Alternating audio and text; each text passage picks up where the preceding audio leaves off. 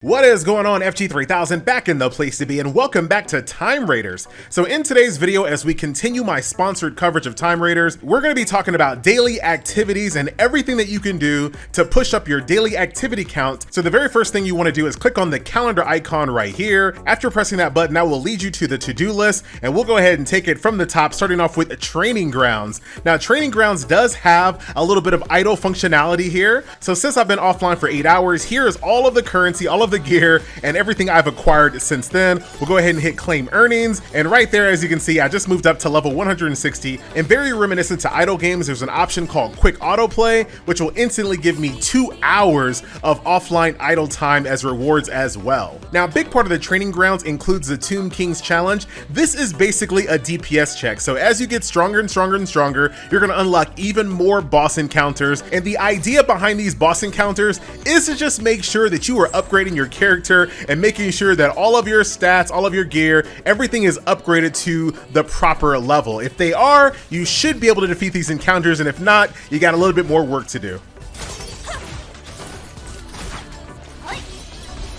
Next up, we have the Clan Caravan, and this is a really good opportunity to pick up gold. Now, as the name suggests, you do need to be in a clan to take advantage of this. Since I am in a clan sightseeing, we do have some spots available. We'll go ahead and start the caravan here. And basically what I'm trying to do is that I am trying to deliver the highest quality of resources available via my caravan. So let me go ahead and repair it and see if I can move it up. So it just went from damaged to flawed, and now I moved it up to good. And once my guild members log on for the day, they can help me repair this and move it up even further. But if I don't want to wait, I can always just start my caravan and it will be on its way. In about 34 minutes, it'll be done, and then I'll get some gold and some additional resources. The next to-do task is called Raider Gathering. Raider Gathering is best done with a team, however, so let's go ahead and get our team set. We are full, so let's begin. Now, as you guys might expect, this is some team-based content.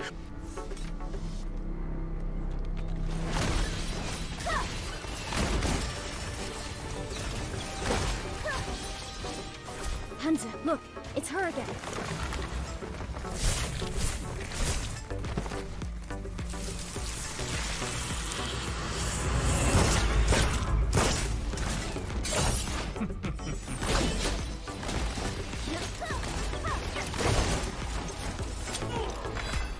Raider Gathering complete, GG. Who got highest DPS? All right, not me. All right, let's move on.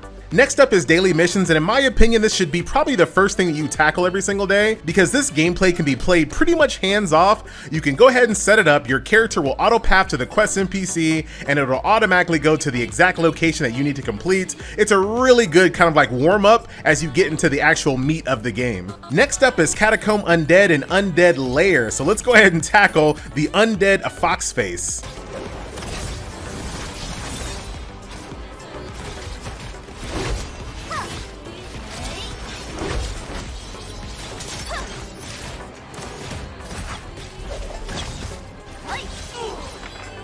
And down goes the level 160 Undead Fox Face, GG. This will respawn here in about 6 minutes, but we're gonna be moving on to something else. Next up, right under the Catacomb Undead, is the Undead Lair. Each one of these bosses has a total amount of attempts per day, and each one of them have different types of rewards as drops as well. A part of your to-do list that I showed off in a previous video is Clan Bounty. Once again, you do need to be in a clan to take part of this. Once again, sightseeing is recruiting if you're looking for a guild.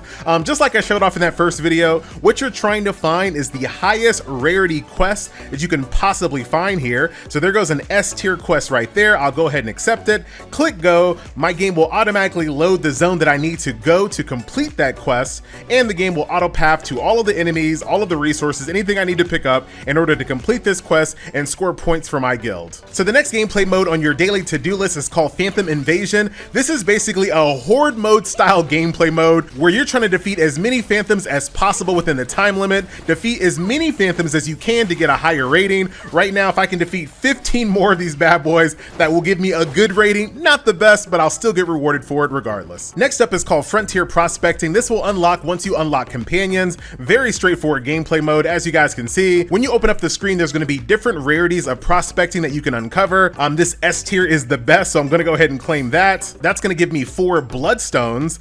Let's see what else we can get here. Let's go ahead and do a refresh.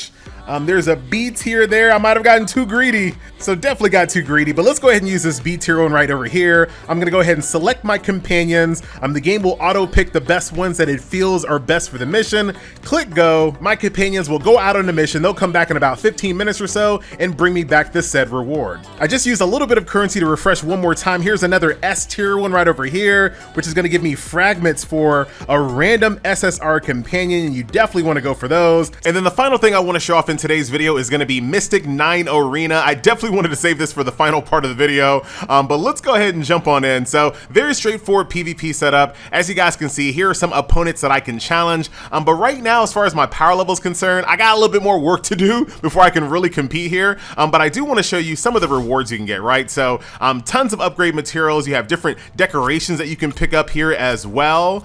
There are some SSR companion shards that you can start farming for here, so you definitely want to take part in PvP. Even if you're losing, you're still going to be gaining arena currency, and that currency is very important when it comes to not only upgrading your actual character, but your companions as well, which are both very important when it comes to PvP. And like I said, I'm not really quite ready for prime time here. My power level is a little far behind, but I'll give you an idea of what PvP looks like right now, but just don't blink, all right? You blinking? Don't blink. All right, I told you I'm just not ready yet. But I got to do some farming before I can really compete here on PvP. But if you're the type of person out there that really enjoys PvP, here it is for you, my friend. Dude, I'm already, hold on. Ooh, y'all thought I was, watch out now, y'all. Oh, come on. I tried to use my skill. But like I said, you're still going to get arena tokens here. Those tokens are going to be used to buy things out of the shop. As you guys can see, there's a pretty big power differential there. There is a lot that you can make up for skill-wise, but sometimes you just got to get your account powered up, and that's what I need to work on here. So more to come on PvP in future videos. But for right now, as you do your to-do list missions here, you're going to build up activity points. And like I mentioned in the very beginning of the video, all of these activities build up activity points, and you can see a mixture of all of these activity points is going to push you towards the maximum daily allowance of 120 activity points. That's how you know you had a good productive day. And you don't have to only do to-do list missions. Depending on what time of day you're online, you can do limited time events, you can do challenge events, and you can do explore events. All of these reward different amounts of activity points to get you to that 120 goal, but the most consistent ones, the ones that are going to be available no matter what time of day you log on, are going to be your to-do list dailies. So there you go, my friends, a nice little look at Time Raiders. Once again, thank you so much to Time Raiders for sponsoring this video. If you like what you see and you want to try out the game yourself, please do so. I'm currently on US server number 2. The guild is called Sightseeing, and my name is FG, bro, and I'm out.